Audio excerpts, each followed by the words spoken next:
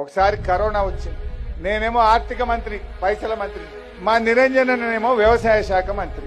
KCR corona మనకు ఎండాకాలం వచ్చింది, యాదుకుందా మీకు? ఆ ఎండాకాలం అయిపోయి ఇక వానకాలం వస్తున్నది, కేసీఆర్ మీటింగ్ పెట్టిండు, ఆర్థిక శాఖను వ్యవసాయ శాఖతో మీటింగ్ పెట్టిండు.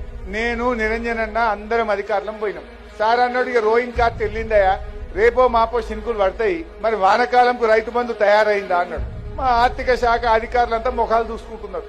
నిన్నటిదాకా 45 రోజులు లాక్డౌన్ అయినా, పైసా ఆమ్దాని లేదు, ఖర్చులు ఎక్కువైనాయి. అప్పుడు కూడా మీ అందరికి తెలుసు, మనిషికి 1500 బ్యాంకులు వేసిండు కేసీఆర్.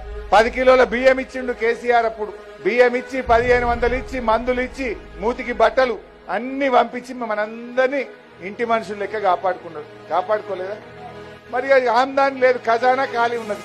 మరి రోయిన్ కార్ట్ వెళ్ళింది, ఇక వాన పడుతుంది, ఇప్పుడు మళ్ళీ రైతు బంద్ వేయాలంటుండు కేసీఆర్. మా ఆర్థిక శాఖ అధికారులు ఏడున్నాయి సార్, పైసలు లేవు సార్, ఈ ఒక్కసారి కష్టం సార్ అన్నారు. కేసీఆర్ గారు ఇద్దరిని ఆ మీటింగ్లు అన్నాడు, ఏందయా మీకు, మా గరీబ్ గారు రైతులే దొరికిరా మీకు? మా గరీబ్ వరకే పైసలు లేవంటారా మీరు? ఎమ్మెల్యేల జీతాలు బంద్ పెట్టుండ్రి, మంత్రుల జీతాలు బంద్ పెట్టుండ్రి, అన్ని బంద్ పెట్టుండ్రి. రైతులకు మాత్రం వాన సినుకు పడంగానే రైతు బంధు పడాలని చెప్పిండు కేసీఆర్. That is KCR.